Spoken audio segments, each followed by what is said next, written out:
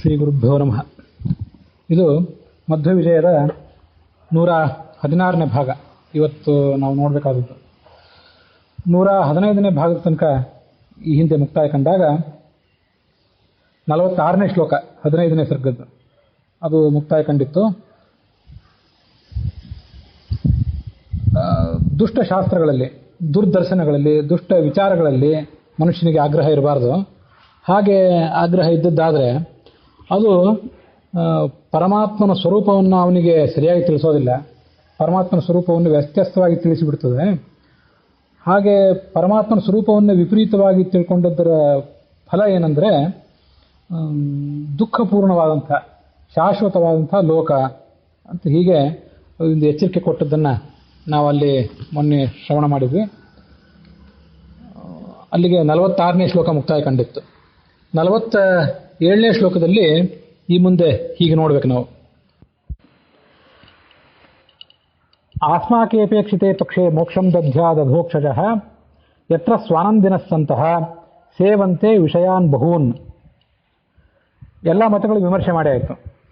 ಆ ಎಲ್ಲ ಮತಗಳಲ್ಲಿಯೂ ಕೂಡ ಮುಕ್ತಿ ಅಂದರೆ ಏನು ಅಂತ ಒಂದ್ರ ಬಗ್ಗೆ ಸಾಕಷ್ಟು ವಿವರಣೆಗಳನ್ನು ನಾವು ನೋಡ್ತೀವಿ.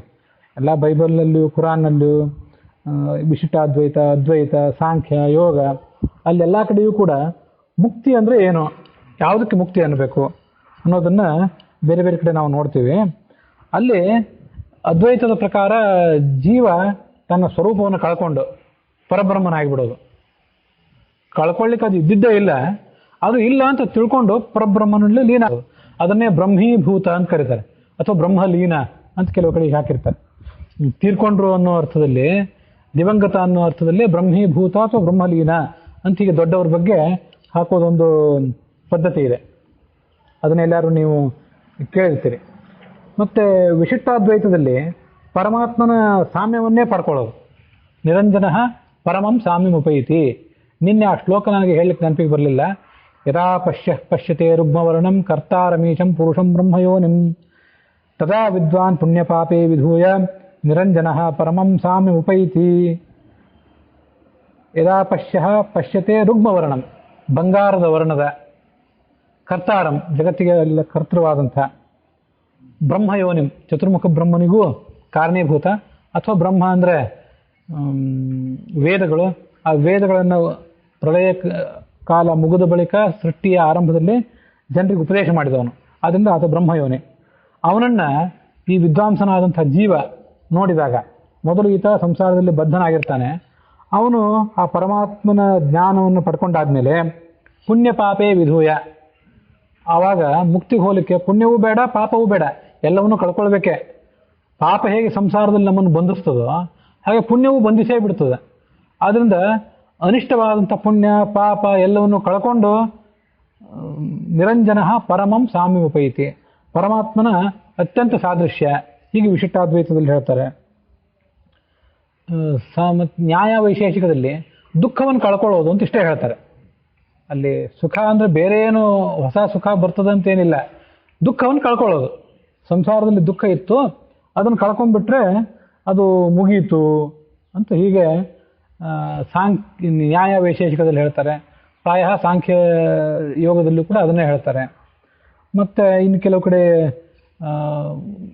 ಕುರಾನ್ನಲ್ಲಿ, ಬೈಬಲ್ನಲ್ಲಿ, ಅದರಲ್ಲಿ ಒಂದು ಪರಮಾತ್ಮನ ಒಂದು ಸಾಮ್ರಾಜ್ಯ, ಅಲ್ಲಿ ಮದ್ಯದ ಹೊಳೆ, ದ್ರಾಕ್ಷಾರಸದ ಹೊಳೆ ಹರಿತಿರ್ತದೆ, ಅಲ್ಲಿ ಅಪ್ಸರೆಯರು ನಮ್ಮ ಸೇವೆ ಮಾಡ್ತಿರ್ತಾರೆ, ಅಲ್ಲಿ ಇದ್ದು ಬಿಡೋದು ಅಂತ ಹೀಗೆಲ್ಲ ವರ್ಣನೆ ಇದೆ.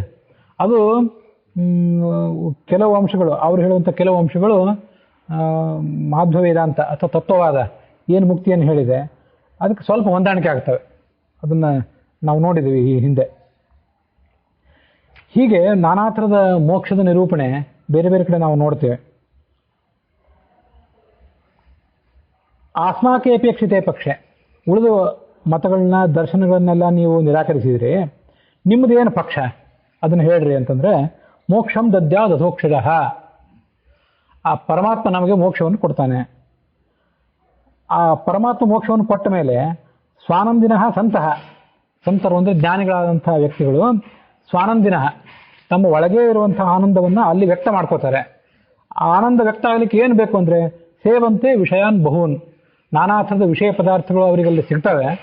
ಆ ಸಿಕ್ಕಂತಹ ವಿಷಯ ಪದಾರ್ಥಗಳನ್ನು ಅವರು ಅನುಭವಿಸಿ ಆ ಸುಖವನ್ನು ವ್ಯಕ್ತ ಮಾಡ್ಕೋತಾರೆ. ಬ್ರಹ್ಮನಲ್ಲಿ ಲೀನ ಆಗಿ ತಮ್ಮ ಸ್ವರೂಪವನ್ನು ಕಳ್ಕೊಳ್ಳೋದಲ್ಲ, ಪರಮಾತ್ಮನ ಅತ್ಯಂತ ಸಾದೃಶ್ಯವನ್ನು ಹೊಂದೋದು ಅಲ್ಲ. ಪರಮಾತ್ಮನಿಗೂ ನಮಗೂ ಸದಾಕಾಲವೂ ಭೇದವೇ. ಮತ್ತು ಪರಮಾತ್ಮನ ಅನಂತ ಅಂಶಗಳಲ್ಲಿಯೂ ನಾವು ಯಾವ ಒಂದು ಅಂಶಕ್ಕೂ ಸಮಾನರಲ್ಲ. ಈ ಒಂದು ವ್ಯತ್ಯಾಸ ಅಲ್ಲಿ ಹೋದರೂ ಇರೋದೆ. ಇಲ್ಲಿ ಅಧೋಕ್ಷಜ ಅಂತ ಶಬ್ದ. ಅಧೋನ ಕ್ಷೀಯತೆ ಜಾತು ಯಸ್ಮಾತ್ ತಸ್ಮಾತ್ ಅಧೋಕ್ಷಜ. ಅಧೋಕ್ಷಜ ಇದಕ್ಕೆ ಪ್ರಸಿದ್ಧವಾದಂಥ ಅರ್ಥ ಅಂತಂದರೆ, ಅಕ್ಷಜ ಅಂತಂದರೆ ಇಂದ್ರಿಯದಿಂದ ಹುಟ್ಟಿದ ಜ್ಞಾನ. ಇಂದ್ರಿಯದಿಂದ ಹುಟ್ಟಿದ ಜ್ಞಾನಕ್ಕೆ ನಿಲುಕದವನು ಅನ್ನುವಂಥ ಒಂದು ಅರ್ಥವನ್ನು ಪ್ರಸಿದ್ಧವಾಗಿ ನಾವೆಲ್ಲ ಕಡೆ ನೋಡ್ತೀವಿ. ಈ ಮೋಕ್ಷಕ್ಕೆ ಸಂಬಂಧಪಟ್ಟಂತೆ ಒಂದು ಅರ್ಥ ನೋಡೋದಾದರೆ, ಯಾಕಂದರೆ ಮೋಕ್ಷ ಅಂದರೆ ನಾವೇ ಪರಮಾತ್ಮರಾಗಿ ಬಿಡೋದು ಅಥವಾ ಪರಮಾತ್ಮನ ಸಾಮ್ಯವನ್ನು ಪಡ್ಕೊಳ್ಳೋದು ಅಂತ ಹೀಗೆಲ್ಲ ಬೇರೆ ಬೇರೆ ವಿಚಾರಧಾರೆಗಳು ಪ್ರಸ್ತುತ ಆದವಲ್ಲ, ಅದಕ್ಕೆ ಸಂಬಂಧಪಟ್ಟಂತೆ ಅಧೋಕ್ಷಜ ಅನ್ನೋ ಶಬ್ದಕ್ಕೆ ಒಂದು ಅರ್ಥ ಹೇಳ್ಬೋದು. ಅದು ಮಹಾಭಾರತದಲ್ಲಿ ಎಲ್ಲೋ ಒಂದು ಕಡೆ ಉಲ್ಲೇಖಗೊಂಡದ್ದು ನಂಗೆ ನೆನಪಿದೆ. ಅಧೋ ನಕ್ಷೀಯತೆ ಜಾತು ಯಸ್ಮಾತ್ ತಸ್ಮಾತ್ ಅಧೋಕ್ಷಜ. ಈ ಪರಮಾತ್ಮ ಎಂದೂ ಕೆಳಕ್ಕೆ ಬರೋದಿಲ್ಲ. ನೀವು ಅವನು ಸಮಕ್ಕೆ ಏರಲಾರ್ರಿ, ಹಾಗೆ ಆತ ನಿಮ್ಮ ಸಮಕ್ಕೂ ಬರೋದಿಲ್ಲ. ನಿಮ್ಮ ಕೆಳಗಿನ ಹಂತಕ್ಕೂ ಆತ ಬರೋದಿಲ್ಲ. ಆತ ತನ್ನ ಹಂತದಲ್ಲೇ ಇರ್ತಾನೆ, ಕೆಳಗಿಳಿಯೋದಿಲ್ಲ, ನೀವು ಮೇಲೆ ಇರೋದಿಲ್ಲ. ಆದರೆ ನಿಮ್ಮ ಸ್ವರೂಪದಲ್ಲೇ ಒಂದು ಆನಂದ ಜ್ಞಾನ ಏನಿತ್ತು ಅದನ್ನು ನೀವು ಪಡ್ಕೊಳ್ತೀರಿ. ನಮ್ಮ ಮಟ್ಟಿಗೆ ಏನು ಪೂರ್ಣತೆ, ನಾವು ಏನು ಆಗಬೇಕಾಗಿತ್ತು ಅದು ಆಗೋದು ಮೋಕ್ಷ, ಹೊರತು ಇನ್ಯಾರೋ ಆಗೋದು ಮೋಕ್ಷ ಅಲ್ಲ. ಇನ್ಯಾರಲ್ಲೋ ಐಕ್ಯ ಹೊಂದೋದಾಗಲಿ, ಇನ್ಯಾರಿಗೂ ಸಮಾನವಾಗೋದಾಗಲಿ ಯಾವುದೂ ಮೋಕ್ಷ ಅಲ್ಲ ಅನ್ನೋದನ್ನು ಅಧೋಕ್ಷಜ ಅನ್ನೋ ಒಂದು ಶಬ್ದ ತಿಳಿಸಿದಂತಾಯಿತು. ಕೆಲವು ಮತಗಳಲ್ಲಿ ನಿರ್ವಿಶೇಷ ಬ್ರಹ್ಮಭಾವವೇ ಮೋಕ್ಷ. ಈ ಹಿಂದೆ ಬೇಕಾದಷ್ಟು ಬಾರಿ ಬಂದಾಯಿತು. ಮೋಕ್ಷ ಅಂದ್ರೆ ಏನು? ನಿರ್ಗುಣ ಬ್ರಹ್ಮನ ನಾವೇ ನಿರ್ಗುಣ ಬ್ರಹ್ಮರಾಗಿ ಬಿಡೋದು. ಪರಮಾತ್ಮ ನಿರ್ಗುಣ ನಿರಾಕಾರಣ ಅಂತ ಬ್ರಹ್ಮ, ಆ ಪರಮಾತ್ಮನೇ ನಾವಾಗಿ ಬಿಡೋದು ಅಂತ ಹೀಗೊಂದು ಬೇರೆ ಬೇರೆ ಅಭಿಪ್ರಾಯಗಳಿವೆ. ಆ ನಿರ್ಗುಣನಾದಂಥ ನಿರಾಕಾರನಾದಂಥ ಪರಮಾತ್ಮನೇ ನಾವಾಗಿ ಬಿಡೋದು ಅನ್ನೋದು ಏನಿದೆಯಲ್ಲ ಅದು ಸರಿಯಲ್ಲ. ಯಾಕೆಂದರೆ ಮುಕ್ತಿರಿಯ ನಿರ್ವಿಶೇಷಿತ ಕದೇತ್ಯ ಜನಯೋಗ್ಯಸ್ಯಾಹ ವಿಶೇಷಸ್ಯ ನನುತ್ತರೆ. ಆ ಪರಮಾತ್ಮ ನಿರ್ಗುಣ ನಿರ್ವಿಶೇಷ ಅಂತ ಹೀಗೆಲ್ಲ ಪ್ರತಿಪಾದನೆ ಮಾಡಿದ್ರಲ್ಲ, ಮತ್ತು ಆ ಮುಕ್ತಿಯೂ ಕೂಡ ಯಾವುದೇ ಸುಖ ಜ್ಞಾನ ವೈಭವ ವಿಹಾರ ಆಮೋದ ಪ್ರಮೋದ ಇಲ್ಲದೇ ಇದ್ದದ್ದು ನಿರ್ಗುಣ ಮುಕ್ತಿ. ಅಲ್ಲೇನೂ ಇಲ್ಲ, ಮುಗಿದು ನಮ್ಮ ಸ್ವರೂಪವನ್ನೇ ಕಳ್ಕೊಂಡು ಬಿಟ್ಟಿರ್ತೀವಿ ಅಂತ ಹೀಗೆಲ್ಲ ನೀವೇನಂತೀರಿ. ಇದು ಸರಿಯಲ್ಲ. ಯಾಕೆಂದರೆ ನಿರ್ಗುಣ ಮುಕ್ತಿ ನಿರ್ವಿಶೇಷ ಮುಕ್ತಿ ಅನ್ನೋ ಶಬ್ದವನ್ನು ನೀವು ಬಳಕೆ ಮಾಡಿದಾಗ ಯಾವಾಗ ಅದು ಅಂತ ನಾವು ಪ್ರಶ್ನೆ ಕೇಳಿದರೆ, ಆ ಪ್ರಶ್ನೆಗೆ ನೀವು ಉತ್ತರ ಕೊಟ್ಟುಬಿಟ್ರೆ ಆಗ ನಿರ್ಗುಣ ನಿರ್ವಿಶೇಷ ಅಂತ ನೀವೇನು ಶಬ್ದ ಬಳಕೆ ಮಾಡಿದ್ದಿದೆಯಲ್ಲ ಅದು ತಪ್ಪು ಅಂತ ನಿಮಗೇ ಮನವರಿಕೆ ಆಗಿಬಿಡ್ತದೆ. ನಿರ್ಗುಣ ನಿರ್ವಿಶೇಷ ಅಂದ್ರೇನು? ಯಾವುದೇ ಸಂಬಂಧ, ಯಾವುದೇ ವೈಶಿಷ್ಟ್ಯ, ಇದು ಯಾವುದೂ ಇಲ್ಲ ಅಂತ ಅರ್ಥ. ಈಗ ನಿರ್ಗುಣ ನಿರ್ವಿಶೇಷ ಮುಕ್ತಿ ಯಾವಾಗ ಆಗಬೇಕು ನಿಮಗೆ? ಪರಬ್ರಹ್ಮನ ಜ್ಞಾನ ಬಂದ ಬಳಿಕ, ಸಾಧನೆ ಎಲ್ಲ ಮುಕ್ತಾಯ ಆದ ಬಳಿಕ, ಕರ್ಮವನ್ನೆಲ್ಲ ಸವಿಸಿದ ಬಳಿಕ ನಾವು ಆ ನಿರ್ಗುಣ ನಿರ್ವಿಶೇಷ ಮುಕ್ತಿಯನ್ನು ಪಡ್ಕೋಬೇಕು ಅಂತ ಹೇಳಬೇಕು. ಬಳಿಕ ಅಂದ್ರೆ ಏನರ್ಥ? ಅದೊಂದು ಕಾಲನೇ ಅಲ್ಲ ಅದು. ಈ ಸದ್ಯದ ಕಾಲದಲ್ಲಿ ನಮಗಿನ್ನೂ ಸಾಧನೆ ಪಕ್ವ ಆಗಿಲ್ಲ, ಕರ್ಮಗಳು ಕ್ಷೀಣ ಆಗಿಲ್ಲ, ಆದ್ದರಿಂದ ಮೋಕ್ಷಕ್ಕೆ ನಾವಿನ್ನೂ ಹೋಗಿಲ್ಲ. ಯಾವ ಕಾಲದಲ್ಲಿ ಎಲ್ಲ ಕರ್ಮಗಳನ್ನು ನಾವು ಕ್ಷಯ ಮಾಡ್ಕೋತೀವಿ, ಸಾಧನೆ ಪಕ್ವ ಆಗಿರ್ತದೆ, ಆವಾಗ ನಾವೇ ಪರಮಾತ್ಮರಾಗಿ ಬಿಡ್ತೀವಿ ಅಂತ ನೀವು ಉತ್ತರ ಹೇಳಬೇಕು. ಯಾವ ಕಾಲ ಅಂತ ನೀವು ಉತ್ತರ ಕೊಡ್ತೀರಲ್ಲ ಅದು ಮುಂದಿನ ಕಾಲ. ಅದು ಆ ಮುಂದಿನ ಕಾಲದ ಸಂಬಂಧ ಬಂತು ಮುಕ್ತಿಗೆ. ಕಾಲದ ಸಂಬಂಧ ಬಂತು ಅಂದರೆ ಅದು ನಿರ್ವಿಶೇಷ ಆಗಲಿಲ್ಲ. ನಿರ್ವಿಶೇಷ ಅಂದ್ರೇನು? ಯಾವ ಸಂಬಂಧವೂ ಇರಬಾರ್ದು ಅಂತ ಅರ್ಥ. ಯಾವ ಸಂಬಂಧವೂ ಇಲ್ಲ ಅಂದ ಮೇಲೆ ಹಾಗಾದ್ರೆ ಕಾಲದ ಸಂಬಂಧ ಹೇಗೆ ಬಂತು? ಕದಾ, ಯಾವಾಗ ಮುಕ್ತಿ ಅಂತ ಪ್ರಶ್ನೆ ಮಾಡಿದಾಗ ವಿಶೇಷಸ್ಯ ನನ್ನ ಉತ್ತರ ಕೊಟ್ಟಾಗ ನೀವು ಆ ಮುಕ್ತಿಗೆ ಒಂದು ವೈಶಿಷ್ಟ್ಯವನ್ನು, ಒಂದು ಸಂಬಂಧವನ್ನು ಹೇಳಿದಂತಾಯಿತು. ಆದ್ದರಿಂದ ನಿರ್ಗುಣ ಮುಕ್ತಿ ನಿರ್ವಿಶೇಷ ಮುಕ್ತಿ ಅಂತ ನೀವೇನು ಮಾತಾಡ್ತೀರಿ ಅದು ಉಚಿತ ಅಲ್ಲ. ಇದು ಅದ್ವೈತ ಮತದಲ್ಲಿ ಬಂದಂಥ ಮುಕ್ತಿಯನ್ನು ವಿಮರ್ಶೆ ಮಾಡಿದ್ದಾಯಿತು. ಮುಂದಿನ 49ನೇ ಶ್ಲೋಕದಲ್ಲಿ ವೈಶೇಷಿಕರು ಮತ್ತು ನೈಯಾಯಿಕರು ಯಾವ ಮುಕ್ತಿಯನ್ನು ವರ್ಣನೆ ಮಾಡ್ತಾರೆ ಅದರ ಬಗ್ಗೆ ಈ ಮುಂದಿನ ಮತ್ತು ಶ್ಲೋಕದಲ್ಲಿ ವಿಮರ್ಶೆ ಮಾಡ್ತಾರೆ. ಅವರಲ್ಲಿ ಮುಕ್ತಿಗೆ ಹೋಗೋದು ಅಂತಂದರೆ ಯಾವುದೇ ಸುಖ ದುಃಖ ಯಾವುದೇ ಕ್ರಿಯೆ ಏನೂ ಇಲ್ಲದೆ ಇರೋದು ಅಂತ ಹೀಗೆ ಹೇಳ್ತಾರಲ್ಲ. ಅಪಿ ಬುದ್ಧ್ಯಾದಿರಹಿತ ಪುರುಷಾರ್ಥಿ ನ ಸರ್ವಥಾ ನಿಖಿಲಾನುಭವಾಭಾವ ಪುತ್ತಳೀಕ ಪುರೋಗವತ್. ಮುಕ್ತನಾದಂಥ ವ್ಯಕ್ತಿ, ಮುಕ್ತಿ ಪಡೆಯುವಂಥ ವ್ಯಕ್ತಿ ಬುದ್ಧ್ಯಾದಿರಹಿತ, ಅವನಿಗೆ ಬುದ್ಧಿ ಇಲ್ಲ, ಸುಖವಿಲ್ಲ, ಜ್ಞಾನ ಇಲ್ಲ, ಇಚ್ಛೆ ಇಲ್ಲ, ಏನೂ ಇಲ್ಲ ಅಂತೀರಿ. ಅವೆಲ್ಲ ಇರೋದು ಯಾವಾಗ? ಇಲ್ಲಿ. ಬುದ್ಧಿಯಾದಿಗಳು ಯಾವೂ ಇಲ್ಲದೆ ಹೋದರೆ, ಬುದ್ಧಿ ಅಂತಃಕರಣ ಮೊದಲಾದ ಯಾವೂ ಇಲ್ಲದೆ ಇದ್ದವನು, ಮತ್ತೆ ಕಣ್ಣಿಲ್ಲ, ಅವರು ಆತ್ಮವನ್ನು ನಿರಾಕಾರ ಅಂತ ಬೇರೆ ಹೋಗ್ತಾರೆ.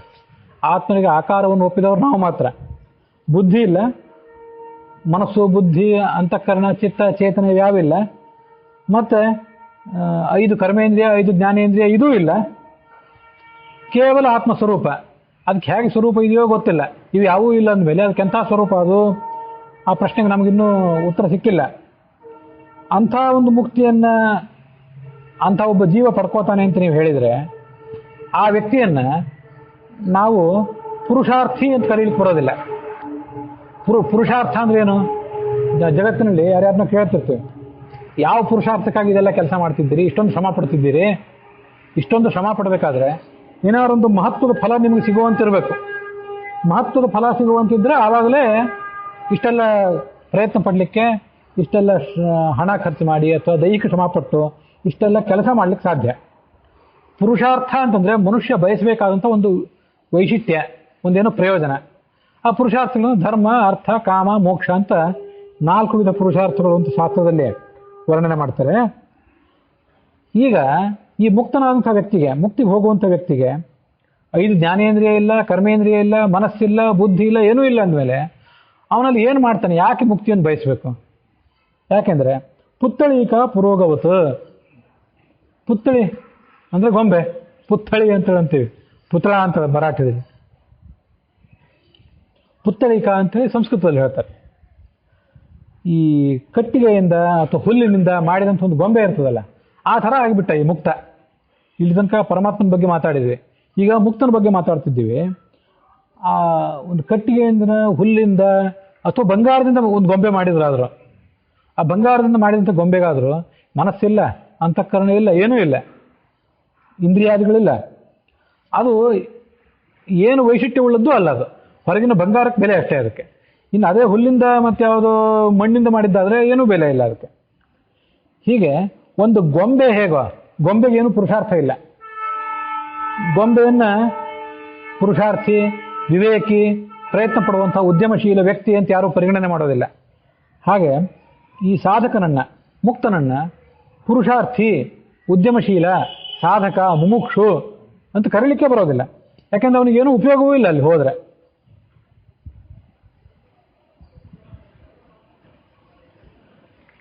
ಜ್ಞಾನಪ್ರಯತ್ನ ವಾಂಛಾವಾನೀಶೋ ನ ಶುಭಂ ಭಜೇತ್ ಸ್ವಸಾಮರ್ಥ್ಯೇನ ತೇನೇವ ತಂಚ ಕುರ್ಯಾತ್ ಸತಾದೃಶಂ.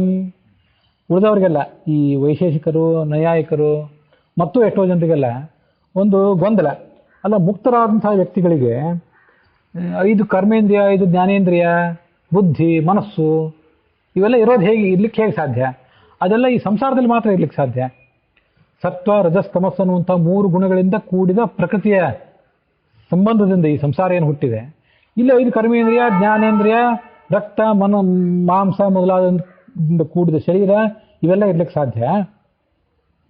ಮತ್ತು ಅದರಿಂದ ಬರಬೇಕಾದಂಥ ಅನಿಷ್ಟ, ದುಃಖ, ಇತಿಮಿತಿಗಳು, ಸಂಕಟ ಇವೆಲ್ಲ ಈ ಸಂಸಾರದಲ್ಲಿ. ಅವನು ಮುಕ್ತಿಗೆ ಹೋದ್ಮೇಲೆ ಅವನಿಗೆ ಇಂಥ ಶರೀರವೂ ಇಲ್ಲ. ಶರೀರ ಇದ್ದರೆ ಇಂಥದೇ ಶರೀರ ಇರಬೇಕು, ರಕ್ತ ಮಾಂಸಾದಿಗಳಿಂದ ಕೂಡಿದ ಶರೀರವೇ ಇರಬೇಕು. ಆ ಶರೀರ ಇದ್ದ ಮೇಲೆ ಅದಕ್ಕೆ ಮುಪ್ಪು ಬರಬೇಕು, ಸಾವು ಬರಬೇಕು, ಅದಕ್ಕೆ ಯಾವಾಗಾದ್ರೂ ರೋಗ ಬರಬೇಕು, ಇಷ್ಟೆಲ್ಲ ಆದಮೇಲೆ ಅದಕ್ಕೆ ದುಃಖ ಬರಬೇಕು. ಆದ್ದರಿಂದ ಶರೀರ ಇದ್ದು ಬಿಟ್ಟರೆ ಇಷ್ಟೆಲ್ಲ ಸಮಸ್ಯೆಗಳು. ಹಾಗಾಗಿ ಆ ಮುಕ್ತನಿಗೆ ಶರೀರವನ್ನು ಹೇಗೆ ಒಪ್ಪಲಿಕ್ಕೆ ಸಾಧ್ಯ? ಮುಕ್ತನಿಗೂ ಶರೀರ ಇರೋದಾದರೆ ಇದೆಲ್ಲ ಸಮಸ್ಯೆ ಇರಬೇಕಲ್ಲ ಅಂತ ಅವ್ರಿಗೊಂದು ಗೊಂದಲ. ಅದಕ್ಕೆ ಉತ್ತರ ಏನಂತಂದರೆ, ಈ ಸಾಧಕನಿಗೆ, ಮುಮುಕ್ಷುವಿಗೆ, ಮೋಕ್ಷಕ್ಕೆ ಹೋಗಬೇಕು ಅಂತ ಯಾರು ಅಪೇಕ್ಷೆ ಪಡ್ತಿರ್ತಾರಲ್ಲ ಅವರಿಗೆ ಮೋಕ್ಷವನ್ನು ಕೊಟ್ಟವರು ಯಾರು? ಪರಮಾತ್ಮ ಕೊಟ್ಟವನು. ಪರಮಾತ್ಮ ಕೊಟ್ಟವನು ಅಂದ ಮೇಲೆ ಪರಮಾತ್ಮ ತಾನು ಹೇಗಿದ್ದೇನೋ ಹಾಗೆ ತನ್ನ ಜೀವರನ್ನು ಕೂಡ ತನ್ನನ್ನು ಅರಸಿ ತನ್ನ ಭಕ್ತಿ ಮಾಡಬೇಕು ಅಂತ ಯಾವ ಜೀವರು ಬಂದಿದ್ದಾರೆ ಅವರಿಗೂ ಕೂಡ ಅದೇ ರೀತಿಯಾದಂಥ ಸೌಭಾಗ್ಯವನ್ನು ಕೊಡ್ತಾನೆ. ಪರಮಾತ್ಮನಿಗೆ ಜ್ಞಾನ ಇದೆ, ಆದರೆ ಅಜ್ಞಾನ ಇಲ್ಲ. ಪ್ರಯತ್ನ, ಇಚ್ಛಾ ಇವೆಲ್ಲ ಇದೆ. ಜೀವರನ್ನು ಕಂಡ್ರೆ ಪ್ರೀತಿ ಇದೆ, ಕಾರುಣ್ಯ ಇದೆ, ಇದೆಲ್ಲ ಜೀವನಿಗಿದೆ. ಹಾಗೆ ಅವನಿಗೊಂದು ಕಲ್ಯಾಣಮಯವಾದಂಥ ವಿಗ್ರಹನೂ ಇದೆ, ಕಲ್ಯಾಣತಮವಾದಂಥ ಅತ್ಯಂತ ಸುಂದರವಾದಂಥ ಸ್ವರೂಪವೂ ಅವನಿಗಿದೆ. ಆದರೆ ಈ ಶರೀರ ಇದ್ದರೂ ಕೂಡ ಆ ಶರೀರ ಇದ್ದ ಪ್ರಯುಕ್ತವಾಗಿ ಅವನಿಗೆ ಯಾವುದೇ ಅಶುಭ ಇಲ್ಲ, ಯಾವುದೇ ಸಂಕಟ, ದುಃಖ, ಇತಿಮಿತಿಗಳು, ಅಜ್ಞಾನ ಇವ್ಯಾವೂ ಅವನಿಗಿಲ್ಲ. ಇದು ಯಾವನಿಗೂ ಅವನಿಗಿಲ್ಲ. ಯಾಕೆಂತಂದರೆ ಈಶಃ ಅವನು ಸರ್ವಸಮರ್ಥ. ಅವನು ಸರ್ವಸಮರ್ಥ ಅಂತ ಆದಮೇಲೆ ಸ್ವರೂಪವನ್ನು ಇಟ್ಕೊಂಡಿದ್ರೂ ಕೂಡ, ಸುಂದರವಾದಂಥ ಶರೀರ ಇದ್ದರೂ ಕೂಡ ಆ ಶರೀರ ಇದ್ದ ಪ್ರಯುಕ್ತ ಏನು ಇತಿಮಿತಿಗಳು ಇರಬೇಕಾಗಿತ್ತು, ಏನು ಸಂಕಟ ಮೊದಲಾದಿರಬೇಕಾಗಿತ್ತು, ಅದು ಇಲ್ಲದೇ ಇರುವಂತೆ ಮಾಡಲಿಕ್ಕೆ ಆತ ಸಮರ್ಥ. ನಮಗೆ ಈ ಜಗತ್ತಿನಲ್ಲಿ ನಾವು ಅತ್ಯಂತ ಸುಂದರವಾದಂಥ, ಆರೋಗ್ಯಭರಿತವಾದಂಥ, ಯೌವನದಿಂದ ಕೂಡಿದಂಥ ಶರೀರ ಉಳ್ಳವರಾಗಿ ಬದುಕಿದ್ರೂ ಕೂಡ ಎಳೆ ಸುಕುಮಾರವಾದಂಥ, ಸುಕೋಮಲವಾದಂಥ, ಮುದ್ದು ಮುದ್ದಾದ ಶರೀರ ಉಳ್ಳವರಾಗಿ ಹುಟ್ಟಿ ಬೆಳೆದು ಆರೋಗ್ಯವಂತರಾಗಿ ತರುಣರಾಗಿ ಬದುಕಿದ್ರೂ ಕೂಡ ಹಾಗೆ ದೀರ್ಘಕಾಲ ಬದುಕಲಿಕ್ಕೆ ನಮಗೆ ಬೇಕಾದಂಥ ಶಕ್ತಿ ನಮಗಿಲ್ಲ. ಯಾಕಂದರೆ ನಾವು ಈಶ್ವರರಲ್ಲ, ಅವನು ಈಶ್ವರ. ಹಾಗೆ ಬದುಕಲಿಕ್ಕೆ ಬೇಕಾದಂಥ ಶಕ್ತಿ ಇದ್ದವನವನು. ಅದಕ್ಕೆ ಅವನು ಸರ್ವ ಸಮರ್ಥ ಅಂತೀವಲ್ಲ. ಶರೀರ ಇದ್ದರೂ ಕೂಡ ಶರೀರ ಇದ್ದ ಪ್ರಯುಕ್ತ ಯಾವುದೇ ತೊಂದರೆಗೆ ಆಗದೇ ಇರುವಂತೆ ನೋಡ್ಕೊಳ್ಳುವ ಶಕ್ತಿ ಅವನಿಗಿದೆ. ಅಷ್ಟೆಲ್ಲ ಅವನಿಗಿದ್ದ ಮೇಲೆ ತನ್ನನ್ನು ಅವಲಂಬಿಸಿ ಇಷ್ಟು ದಿವಸ ಸಾಧನೆ ಮಾಡಿ ಮುಕ್ತಿಗೆ ಯಾರು ಬಂದಿರ್ತಾರಲ್ಲ ಜೀವರು, ಅವರಿಗೆ ತನ್ನಂತೆ ಇರುವಂಥ, ತನ್ನಂತೆ ಅಂದರೆ ಪೂರ್ಣ ತನ್ನಂತೆ ಅಲ್ಲ, ಆದರೂ ತನ್ನ ಅನಂತ ಅಂಶಗಳಲ್ಲಿ ಯಾವುದೋ ಒಂದು ಅಂಶಕ್ಕೆ ಸಮಾನವಾದದ್ದು. ವಸ್ತುತಃ ಅದಕ್ಕೂ ನೈಕಾಂಶ ಸಮಮಾಹಾತ್ಮ್ಯ ಶ್ರೀಶೇಷ ಬ್ರಹ್ಮಶಂಕರ. ಪರಮಾತ್ಮನ ಅನಂತಾಂಶಗಳಲ್ಲಿ ಸ್ವಲ್ಪ ಸಾಮ್ಯವೂ ಈ ಯಾವ ದೇವತೆಗಳಿಗೂ ಇಲ್ಲ, ಅದು ವಿಷಯ ಬೇರೆ. ಆದರೂ ಒಂದು ಸಾದೃಶ್ಯ ಇದೆ. ಪರಮಾತ್ಮನಂತೆ ಪರಮಾತ್ಮ ಹೇಗೆ ಜ್ಞಾನಾನಂದ ಸ್ವರೂಪನೋ, ಪರಮಾತ್ಮ ಹೇಗೆ ದಿವ್ಯವಾದಂಥ ಅಪ್ರಾಕೃತವಾದ ಸ್ವರೂಪವುಳ್ಳವನೋ, ಹಾಗೆ ಈ ಜೀವವು ಕೂಡ ದಿವ್ಯವಾದ ಅಪ್ರಾಕೃತವಾದಂಥ ಸ್ವರೂಪವುಳ್ಳದ್ದು, ಜ್ಞಾನಾನಂದಮಯವಾದ ಸ್ವರೂಪವುಳ್ಳದ್ದು. ತನಗೊಂದು ಶರೀರ ಇದ್ಮೇಲೆ ತನ್ನನ್ನು ಭಕ್ತಿ ಮಾಡಲಿಕ್ಕಾಗಿ ಇಷ್ಟೆಲ್ಲ ಕಷ್ಟಪಡ್ತಿರುವಂಥ, ತನ್ನನ್ನು ತಿಳ್ಕೊಳ್ಳಿಕ್ಕಾಗಿ ಪ್ರಯತ್ನ ಪಡ್ತಿರುವಂಥ ಈ ಜೀವನಿಗೆ ಒಂದು ಶರೀರವನ್ನು ಕೊಟ್ಟು ಆ ಶರೀರಕ್ಕೆ ಯಾವುದೇ ರೀತಿಯಾದಂಥ ಮುಪ್ಪು, ರೋಗ, ಸಾವು, ಇತಿಮಿತಿ, ಅಜ್ಞಾನ, ಸಂಕಟ ಬರದೇ ಇರುವಂತೆ ನೋಡ್ಕೊಳ್ಳೋ ಶಕ್ತಿ ಅವನಿಗಿಲ್ಲೇನು? ಶರೀರ ಇದ್ದ ಮೇಲೆ ದುಃಖ ಇರಲೇಬೇಕು ಅಂತ ನೀವು ಯಾಕೆ ಅದನ್ನು ತರ್ಕ ಮಾಡಬೇಕು? ಶರೀರ ಇದ್ಮೇಲೆ ಅದಕ್ಕೆ ರೋಗನೇ ಬರಬೇಕು ಅಂತ ಯಾಕೆ ತರ್ಕ ಮಾಡಬೇಕು? ಶರೀರ ಇದ್ದ ಮೇಲೆ ರೋಗ ಬರಬೇಕು ಯಾವಾಗ ಅಂದರೆ ಪ್ರಾಕೃತವಾದ ಶರೀರ ಇದ್ದರೆ. ಅಪ್ರಾಕೃತವಾದ ಶರೀರ ಇದ್ಮೇಲೆ ಪರಮಾತ್ಮನಿಗೂ ಯಾವ ಸಮಸ್ಯೆ ಇಲ್ಲ, ಹಾಗೆ ಅಪ್ರಾಕೃತವಾದ ಶರೀರ ಇದ್ದ ಮೇಲೆ ಜೀವನಿಗೂ ಸಮಸ್ಯೆ ಇಲ್ಲ. ಪರಮಾತ್ಮ ತನ್ನಂತೆ ಈ ಜೀವನನ್ನು ಮಾಡಲಾರನೇನು? ಯಾಕೆ ಮಾಡೋದಿಲ್ಲ? ದುಃಖವ್ಯಾಪ್ತಂ ಸುಖಂ ಬದ್ಧೆ ದೃಷ್ಟ ಮುಕ್ತಿ ನಿರಸ್ಯತ ಸ್ವರೂಪಂ ಚ ನಿರಸ್ಯೇತ ಶೂನ್ಯವಾದಿ ತದಾ ಭವೇತ್.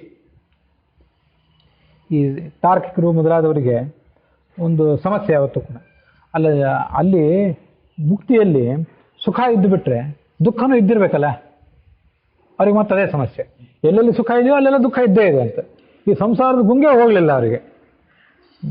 ವಸ್ತುತಃ ಅಪ್ರಾಕೃತವಾದಂಥ ಸಂಗತಿ ಅಂದರೆ ಏನು, ಅಪ್ರಾಕೃತವಾದ ಜೀವಸ್ವರೂಪ ಅಂದರೆ ಏನು, ಮುಕ್ತಿ ಅಂದರೆ ಏನು ಅನ್ನೋದ್ರ ಬಗ್ಗೆ ಅವ್ರಿಗೆ ಕಲ್ಪನೆಯೇ ಸಿಗಲಿಲ್ಲ. ನಮ್ಮದು ಇದೆಲ್ಲ ಯಾಕೆ ಸಮಸ್ಯೆ ಅಂದರೆ, ಹಿಂದೆ ಒಂದೆರಡು ಸರಿ ಒಂದು ಮಾತು ಹೇಳಿದ್ದೆ, ಪರಾಂಚಿಖಾನಿ ವ್ಯತೃಣ ಸ್ವಯಂಭೂಹು ಅಂಥೇಳಿ.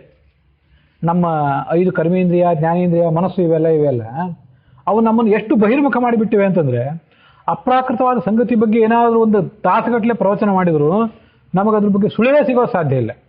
ಯಾಕೆಂದ್ರೆ ನಮ್ಮ ಇಂದ್ರಿಯಗಳೆಲ್ಲ ಹರಿಯೋದು ಬಹಿರ್ಮುಖವಾಗಿ. ನಮಗೆ ಹೊರಗೆಲ್ಲ ಕಾಣೋದೇನು? ನಮ್ಮ ಶರೀರ, ನಿಮ್ಮ ಶರೀರ ಎಲ್ಲ ರೋಗಗ್ರಸ್ತವಾದಂಥ, ಮುಪ್ಪಿನಿಂದ ಗ್ರಸ್ತವಾದಂಥ, ಸಾಯುವ, ಹೊಲಸು ನಾರುವ ಶರೀರಗಳು.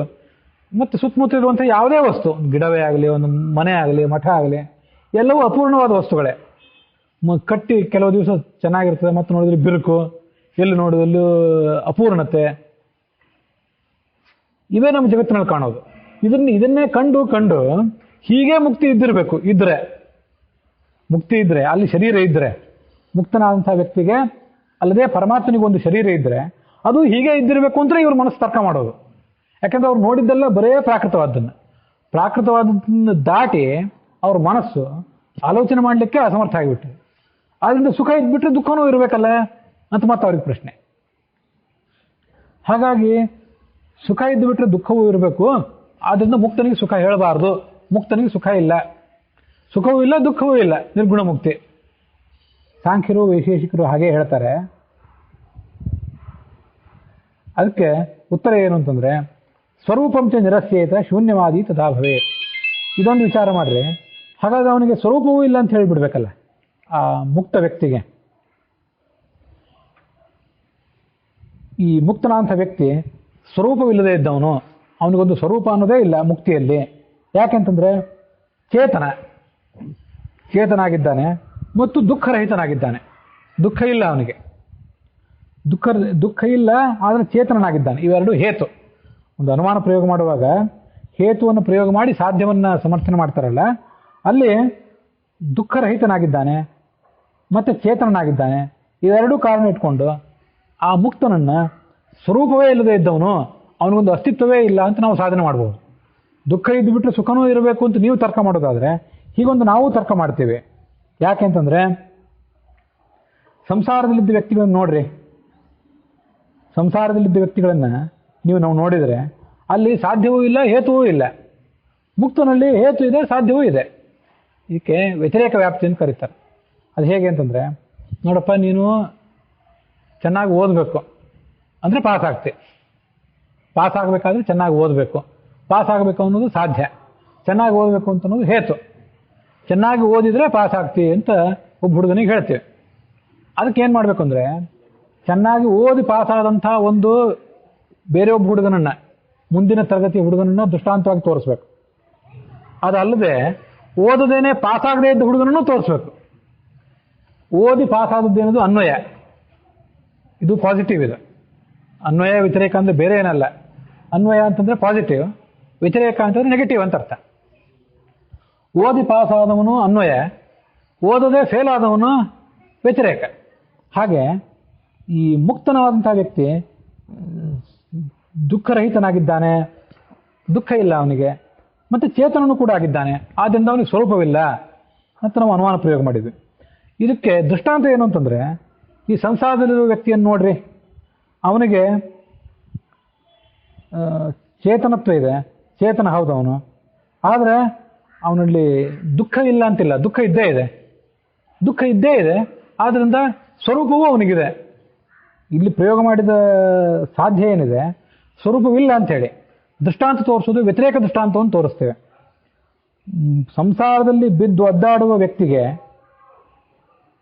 ಸ್ವರೂಪ ಇದ್ದೇ ಇದೆ, ಮತ್ತು ದುಃಖರಹಿತತ್ವವಿಲ್ಲ, ದುಃಖವೇ ಇದೆ.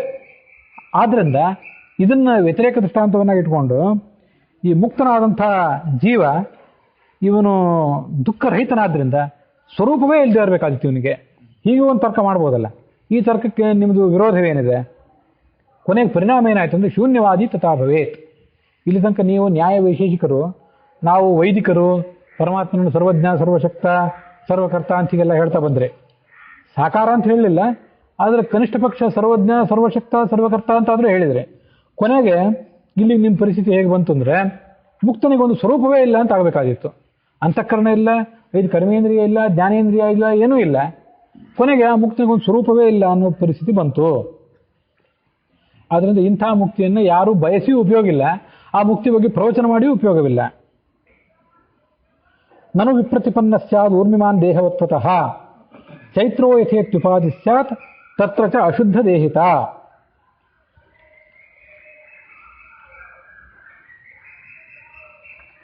ಮುಂದೆ ಅವ್ರದ್ದೊಂದು ಮತ್ತೊಂದು ಪ್ರಶ್ನೆ ಇದೆ ಆ ತಾರ್ಕಿಕರದು.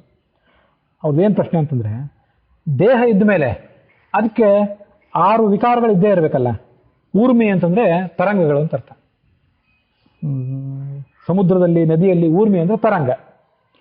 ಸಂಸಾರದಲ್ಲಿರುವಂಥ 6 ತರಂಗಗಳು ಅಂತಂದರೆ ಷಡೂರ್ಮಿಗಳು: ಸಾವು, ಮುಪ್ಪು, ಹಾಗೆ ಹಸಿವು, ನೀರಡಿಕೆ, ಬೆಳೆಯುವಿಕೆ, ಕ್ಷೀಣ ಆಗುವಿಕೆ, ಇವನ್ನೆಲ್ಲ 6 ವಿಕಾರಗಳು ಅಂತ ಶಾಸ್ತ್ರದಲ್ಲಿ ವರ್ಣನೆ ಮಾಡ್ತಾರೆ.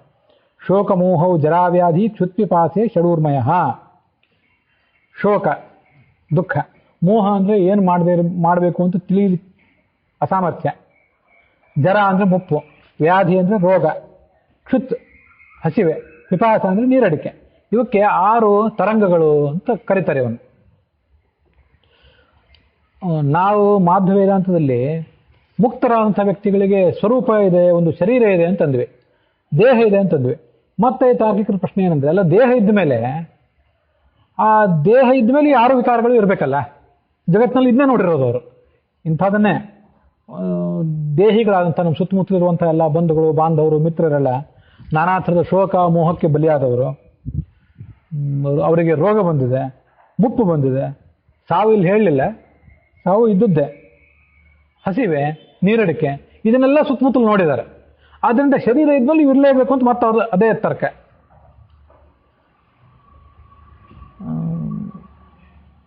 ಶರೀರ ಇದ್ಮೇಲೆ ಇವೆಲ್ಲ ಇರಲೇಬೇಕು, ಇವು ಯಾವೂ ಇಲ್ಲ, ಅದರಿಂದ ಶರೀರವೂ ಇಲ್ಲ. ಅದು ತರ್ಕ ವಿಪರೀತವಾಗಿಯೂ ವರ್ತನೆ ಮಾಡ್ಬೋದು. ಶರೀರ ಇದ್ದ ಮೇಲೆ ನಾವು ಇದನ್ನೆಲ್ಲ ಸಂಸಾರದಲ್ಲಿ ಈ ಪ್ರಪಂಚದಲ್ಲಿ ನೋಡಿದ್ದೀವಿ. ಯಾರ್ಯಾರಿಗೆ ಶರೀರ ಇದೆಯೋ ಅವರಿಗೆ ಇವೆಲ್ಲ ಇತಿಮಿತಿಗಳು ಇವೆ. ಇವೆಲ್ಲ ಇತಿಮಿತಿಗಳು ಇವೆ ನಾವು ಜಗತ್ತಿನಲ್ಲಿ ಕಂಡಿದೆ. ಆದರೆ ಮುಕ್ತರಿಗೆ ಶೋಕ ಮೋಹ ಜರ ವ್ಯಾಧಿ ಹಸಿವು ನೀರಡಿಕೆ ಯಾವೂ ಇಲ್ಲ. ಅವು ಯಾವೂ ಇಲ್ಲ ಅಂದಮೇಲೆ ಅದರ ಪರಿಣಾಮವಾಗಿ ಶರೀರವೂ ಇಲ್ಲ ಅಂತ ಅವರು ಒಂದು ತರ್ಕ ಮಾಡಿದರು. ಅದಕ್ಕೆ ನಮ್ಮ ಉತ್ತರ ಏನಂತಂದರೆ, ಶರೀರ ಇದ್ದ ಕೂಡಲೇ ಆ ಶೋಕ ಮೋಹ ಜರ ವ್ಯಾಧಿ ಇವೆಲ್ಲ ಇರಬೇಕಾಗಿಲ್ಲ. ಎಂಥ ಶರೀರ ಇದೆ ಅನ್ನೋದು ಪ್ರಶ್ನೆ ಅಷ್ಟೇ. ಶರೀರ ಅಂತಂದರೆ ಅಶುದ್ಧ ದೇಹಿತ. ಈ ಸಂಸಾರದಲ್ಲಿ ನೀವು ಅನೇಕ ಜೀವರನ್ನೆಲ್ಲ ನೋಡಿದ್ದೀರಲ್ಲ, ಸಂಸಾರದಲ್ಲಿರುವಂಥ ಎಲ್ಲ ಜೀವರಿಗೆ ಶುದ್ಧವಾದ ದೇಹ ಇಲ್ಲ, ಅಶುದ್ಧವಾದ ದೇಹ ಇದೆ ಇವರಿಗೆ. ಅವರ ಸ್ವರೂಪ ದೇಹಕ್ಕೆ ಆವರಕವಾಗಿ ಮೊದಲನೇದಾಗಿ ಲಿಂಗದೇಹ ಇದೆ. ಅದು ಅನಾದಿ ಕಾಲದಿಂದ ಇರುವಂಥ ಲಿಂಗದೇಹ. ಅದಕ್ಕೆ ಆವರಕವಾಗಿ ಅವರು ಸೃಷ್ಟಿಗೆ ಬಂದಾಗ, ಅನಾದಿ ಕಾಲದಿಂದ ಸೃಷ್ಟಿಯಲ್ಲಿ ಇರಲಿಲ್ಲ, ಸೃಷ್ಟಿಗೆ ಬಂದಾಗ ಅವ್ರಿಗೆ ಹೊಸದಾಗಿ ಅನಿರುದ್ಧ ದೇಹ ಬಂತು. ಅದು ನಾವು ಮನುಷ್ಯ ಜೀವರಾದವರಿಗೆ ಒಂದೊಂದು ಕಲ್ಪ ಅನಿರುದ್ಧ ಶರೀರ ಇರ್ತದೆ. ಅದಕ್ಕಿಂತ ಮೊದಲು ಅನಿರುದ್ಧ ಶರೀರ ಇರಲಿಲ್ಲ. ಇದರ ಹೊರಗೆ ಸ್ವರೂಪ ಶರೀರ ಒಂದೊಂದು ಜನ್ಮಕ್ಕೆ ಮಾತ್ರ ಸೀಮಿತ. ಸ್ವರೂಪ ಅಲ್ಲ, ಭೌತಿಕ ಶರೀರ. ಈ ಭೌತಿಕ ಶರೀರ ಬಾಹ್ಯ ಶರೀರ ಒಂದೊಂದು ಜನ್ಮಕ್ಕೆ ಮಾತ್ರ ಸೀಮಿತವಾದದ್ದು. ಹೀಗೆ ಹೊರಗಿರುವಂಥ ಒಂದೊಂದು ಜನ್ಮಕ್ಕೆ ಮಾತ್ರ ಸೀಮಿತವಾದಂಥ ಬಾಹ್ಯ ಶರೀರ, ಅದರೊಳಗಿರುವಂಥ ಅನಿರುದ್ಧ ಶರೀರ, ಅದರೊಳಗಿರುವಂಥ ಲಿಂಗ ಶರೀರ, ಮೂರೂ ಕೂಡ ಅಶುದ್ಧವಾದ ಶರೀರಗಳೇ. ಇವೆರಡಂತೂ ಪ್ರಕೃತಿಯಿಂದಲೇ ಹುಟ್ಟಿದವು. ಅದು ಪ್ರಕೃತಿಯಿಂದ ಹುಟ್ಟಿದ್ದಲ್ಲ, ಆದರೆ ಸತ್ವರಜಸ್ತಮೋ ಗುಣಗಳಿಂದ ಕೂಡಿದ್ದದು. ಅದು ಹುಟ್ಟಿದ್ದಲ್ಲ, ಅನಾದಿ ಕಾಲದಿಂದ ಇದ್ದದ್ದು ಲಿಂಗ ಶರೀರ. ಏನೇ ಆದ್ರೂ ಈ ಮೂರನ್ನು ಒಂದು ದಿವಸ ನಾವು ತೊರೆಯಬೇಕಾದದ್ದೇ. ಇದನ್ನು ಕೊನೆ ತನಕ ಹೀಗೆ ಇಟ್ಕೊಂಡು ಕೂಡ್ಲಿಕ್ಕೆ ಬರೋದಿಲ್ಲ. ಸ್ವಲ್ಪ ಕೆಲವರಿಗೆ ವಿಳಂಬ ಆಗ್ಬೋದು, ಕೆಲವರಿಗೆ ಬೇಗ ಆಗ್ಬೋದು. ಏನಿದ್ರೂ ಇವುಗಳನ್ನು ಕಟ್ಟಿಕೊಂಡೇ ನಾವು ಬದುಕಬೇಕಾದವರು. ಒಂದು ದಿವಸ ಕೊನೆಗೆ ಇದನ್ನು ಪರಿತ್ಯಾಗ ಮಾಡಬೇಕು. ಈ ಅಶುದ್ಧವಾದಂಥ ದೇಹವನ್ನು ಪರಿತ್ಯಾಗ ಮಾಡಬೇಕು.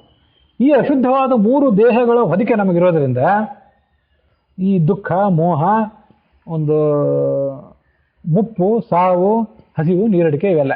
ಅದು ಹಿಂದೊಂದ್ಸರಿ ದೃಷ್ಟಾಂತ ನಾನು ಕೊಟ್ಟಿದ್ದೆ. ಒಂದು ಸಣ್ಣ ಎಳೆ ಮಗುವಿಗೆ ಅದರ ಮೇಲೆ ಒಂದು ತಲೆ ಮೇಲೆ ದೊಡ್ಡದೊಂದು ಕಂಬಳಿ ಒಗೆದು ಬಿಡ್ರಿ. ಆ ಕಂಬಳಿಯಿಂದ ಯಾವಾಗ ಹೊರಗೆ ಬಂದೇನೋ ಅಂತ ಚಡಪಡಿಸ್ತಿರ್ತದೆ. ಅದು ಭಾಳ ಕಿರಿಕಿರಿ ಆಗ್ತದೆ. ಅದು ಒಳಗಿರುವಂಥ ಕತ್ತಲೆ, ಸರಿಯಾದ ಗಾಳಿ ಇಲ್ಲ, ಮತ್ತು ಸುತ್ತಮುತ್ತಲವ್ರ ತಂದೆ ತಾಯಿ ಯಾರು ಕಾಣಿಸೋದಿಲ್ಲ. ಭಾರೀ ಕಿರಿಕಿರಿ ಆ ಮಗುವಿಗೆ. ಅದು ಚೀರಾಡಿ ಅದನ್ನು ಕಿತ್ತಾಡಿ ಯಾವಾಗ ಕಂಬಳಿಯ ಹೊದಿಕೆಯಿಂದ ಹೊರಗೆ ಬರ್ತೇನೋ ಅಂತ ಕಾಯ್ತಿರ್ತದೆ. ಹಾಗೆ ಜೀವನಿಗೀಗ ಅನಿರುದ್ಧ ಶರೀರ, ಲಿಂಗ ಶರೀರ, ಭೌತಿಕ ಶರೀರ, ಈ 3 ಶರೀರಗಳು ದೊಡ್ಡ ಕವದಿಯಂತೆ ತಲೆಯ ಮೇಲೆ ಕವಿದು ಬಿಟ್ಟಿವೆ. ಪರಮಾತ್ಮನ ಸ್ವರೂಪ ಕಾಣ್ತಿಲ್ಲ, ನಾವೇನು ಅಂತ ನಮ್ಗೆ ಗೊತ್ತಾಗ್ತಿಲ್ಲ. ಪರಮಾತ್ಮ ಗೊತ್ತಾಗೋದು ಆಮೇಲೆ ಆಯಿತು. ಮತ್ತು ಇಷ್ಟೆಲ್ಲ ಸಂಕಟಗಳು ಬೇರೆ. ಅದನ್ನು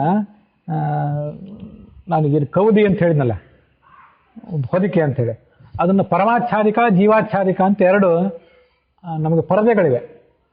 ನಮ್ಮ ಸುತ್ತಮುತ್ತಲೇ ಒಂದು ಪರದೆ ಇದೆ. ನಮಗೆ ಮೊದಲನೇದಾಗಿ ನಮ್ಮ ಸುತ್ತಮುತ್ತಲೇ ಒಂದು ಪರದೆ ಇರೋದ್ರಿಂದ ನಮಗೆ ನಮ್ಮ ದರ್ಶನವೇ ಆಗ್ತಿಲ್ಲ. ನಾವೇನು ಅಂತ ನಮಗೆ ಗೊತ್ತಿಲ್ಲ. ಈಗ ಇನ್ನೊಬ್ರು ಗೊತ್ತಾಗೋದು ಆಮೇಲೆ ಆಗಲಿ. ನಾವು ಸುಮ್ಮನೆ ಅವ್ರ ಬಗ್ಗೆ ಹಾಗೆ ಹೇಗೆ ಅಂತ ಏನೇನೋ ಮಾತಾಡ್ತೇವೆ. ವಸ್ತುತಃ ನಮಗೆ ಆವರಕವಾದಂಥ ಒಂದು ಪರದೆ ಇದೆ, ಪರಮಾತ್ಮನಿಗೆ ಆವರಕವಾದಂಥ ಮತ್ತೊಂದು ಪರದೆ ಇದೆ.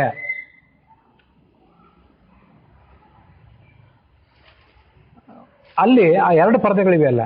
ಪರಮಾತ್ಮ ಏನು ಮಾಡ್ತಾನಂದ್ರೆ, ಸ್ವಗುಣಾಚ್ಛಾದಿಕಾಂ ಹತ್ವ ಪರಮಾಚ್ಛಾದಿಕಾಂ ಪರಹ ವ್ಯಾಹುಟ್ಯ ಮೋಕ್ಷ ಪದವೀಂ ದದಾತಿ, ಮುಂದೆ ಪುರುಷೋತ್ತಮ ಅಂತ ಹೀಗೇನೋ ಇದೆ. ನಮಗೆ ಆವರ್ತವಾದಂಥ ಒಂದು ಕೌದಿ, ಒಂದು ರಗ್ಗು ಏನಿದೆಯಲ್ಲ, ಇದನ್ನು ಕತ್ತರಿಸಿ ಬಿಸಾಕ್ತಾನೆ ಮನುಷ್ಯ, ಪರಮಾತ್ಮ ಮುಂದೊಂದು ಕಾಲದಲ್ಲಿ. ಮತ್ತೆ ತನಗೆ ಆವರಕವಾದಂಥ ಪರಮಾತ್ಮನನ್ನ ಜೀವ ನೋಡಲಿಕ್ಕೆ ಆಗದೆ ಇರುವಂಥ ಒಂದು ಪರದೆ ಇದೆಯಲ್ಲ, ಅದನ್ನು ಕಿತ್ತೊಗೆಯೋದಿಲ್ಲ ಅವನು. ಯಾಕೆಂದರೆ ಅದನ್ನು ಕಿತ್ತೊಗೆದ್ಬಿಟ್ರೆ ಇನ್ನೂ ಅನಂತ ಜೀವರಿದ್ದಾರಲ್ಲ, ಅವರಿಗೆಲ್ಲ ಒಂದು ಪರದೆ ಬೇಕಲ್ಲ. ಅದು ಹಾಗಲ್ಲ. ಅವನೇನು ಮಾಡ್ತಾನಂದರೆ ಆ ತನಗೆ ಆವರಕವಾದ ಪರದೆಯನ್ನು ಸ್ವಲ್ಪ ಹಿಂಗೆ ಸರಿಸ್ತಾನೆ. ಆ ಸರಿಸಿದ್ದಷ್ಟು ಅದು ಯಾರಿಗೋಸ್ಕರ ಸರಿಸಿರ್ತಾನೋ ಅವ್ರಿಗೆ ಮಾತ್ರ ಕಾಣಿಸಿರ್ಬೇಕು. ನಾವು ಇನ್ನೊಬ್ರು ಹೋಗಿ ನಾವು ಒಂದು ಸ್ವಲ್ಪ ಏನೋ ವಶೀಲಿ ಹಚ್ಚಿ ಅಲ್ಲಿ ಹಿಂಗೆ ಇಣುಕಿ ನೋಡ್ತೀವಿ, ನಮಗೂ ಕಾಣಿಸಿಬಿಡ್ತದಂದ್ರೆ ಅದೆಲ್ಲ ಆಗುವಂಥದ್ದಲ್ಲ. ಸರಿಸೋದು ಆ ಜೀವನ ಪಾಲಿಗೆ ಮಾತ್ರ. ಹಾಗೆ ತನಗೆ ಆಚ್ಛಾದಕವಾದಂಥ ಪರದೆಯನ್ನು ಸ್ವಲ್ಪ ಸರಿಸಿ ಜೀವನಿಗೆ ತೋರಿಸ್ತಾನೆ. ಮತ್ತೆ ಜೀವನಿಗೆ ಆಚ್ಛಾದಕವಾದಂಥ ಪರದೆ ಏನಿದೆ ಅದನ್ನು ಪೂರ್ಣ ಶಾಶ್ವತವಾಗಿ ತೆಗೆದು ಬಿಸಾಕ್ತಾನೆ. ಇವೆಲ್ಲ ಕೌದಿಗಳು ಅಂತ ಹೀಗೆ ಅದನ್ನು ಶಾಸ್ತ್ರದಲ್ಲಿ ವರ್ಣನೆ ಮಾಡ್ತಾರೆ. ಇಂಥ ಅಶುದ್ಧವಾದಂಥ ಚೈತ್ರೋ ಯಥೇತ್ಯುಪಾದಿ ಸ್ಯಾತ್ ತತ್ತ ಚ ಅಶುದ್ಧ ದೇಹಿತ. ಒಂದು ನೀವೇನು ತರ್ಕ ಪ್ರಯೋಗ ಮಾಡಿದರೆ ದೇಹ ಇದ್ದ ಮೇಲೆ 6 ವಿಕಾರಗಳು ಇರಲೇಬೇಕು ಅಂತೇಳಿ, ನಿಮ್ಮ ತರ್ಕ ಸರಿಯಲ್ಲ. ದೇಹ ಇದ್ದು ಬಿಟ್ಟರೆ 6 ವಿಕಾರ ಇರಬೇಕಾಗಿಲ್ಲ, ಅಶುದ್ಧವಾದ ದೇಹ ಇದ್ದರೆ 6 ವಿಕಾರ ಇರಬೇಕು. ಹೀಗೆ ಹೇಳ್ರಿ. ಉದಾಹರಣೆಗೆ ಓದಿದ ಕೂಡಲೇ ಪಾಸ್ ಆಗಿಬಿಡ್ತಾನೆ ಅಂತಲ್ಲ, ಸರಿಯಾಗಿ ಓದಬೇಕು. ಭಾಳ ಮೈ ಮುರಿದು ದುಡಿದು ಶ್ರಮಪಟ್ಟು ಕೂಡಲೇ ಜಮೀನಲ್ಲಿ ಫಲ ಸಿಗ್ತದಂತಿಲ್ಲ. ಹಾರ್ಡ್ ವರ್ಕ್ ಮಾಡಿದ್ರೆ ಉಪಯೋಗ ಇಲ್ಲ, ಸ್ಮಾರ್ಟ್ ವರ್ಕ್ ಮಾಡಬೇಕು. ಸ್ವಲ್ಪ ತಿದ್ದುಪಡಿ ಅಂತ ಕೆಲವು ಕಡೆ ಹೇಳ್ತಿರ್ತಾರಲ್ಲ, ಆ ಥರ ಇದು. ದೇಹ ಇದ್ದ ಕೂಡಲೇ ಎಲ್ಲರೂ ಈ 6 ವಿಕಾರಗಳು ಇರಬೇಕು ಅಂತಿಲ್ಲ. ಅಶುದ್ಧವಾದ ದೇಹ ಇದ್ದರೆ ವಿಕಾರ, ಅಶುದ್ಧವಾದ ದೇಹ ಇಲ್ಲದೆ ಹೋದರೆ, ಶುದ್ಧವಾದ ದೇಹವೇ ಇದ್ದರೆ ಈ ಯಾವ ವಿಕಾರನೂ ಇಲ್ಲ. ಆದ್ದರಿಂದ ನೀವು ತಾರ್ಕಿಕ ವೈಶೇಷಿಕರು ಮುಕ್ತನಿಗೆ ದೇಹ ಇದ್ದುಬಿಟ್ರೆ 6 ವಿಕಾರಗಳು ಬರಬೇಕಾದಿತ್ತು, 6 ವಿಕಾರ ಇಲ್ಲ, ಅದನ್ನು ದೇಹವೂ ಇಲ್ಲ ಅಂತ ಅನುಮಾನ ಪ್ರಯೋಗ ಮಾಡಿದರೆ ಆ ಅನುಮಾನಕ್ಕೆ ಯಾವ ಒಂದು ಸಮರ್ಥನೆಯೂ ಕೂಡ ಇಲ್ಲ.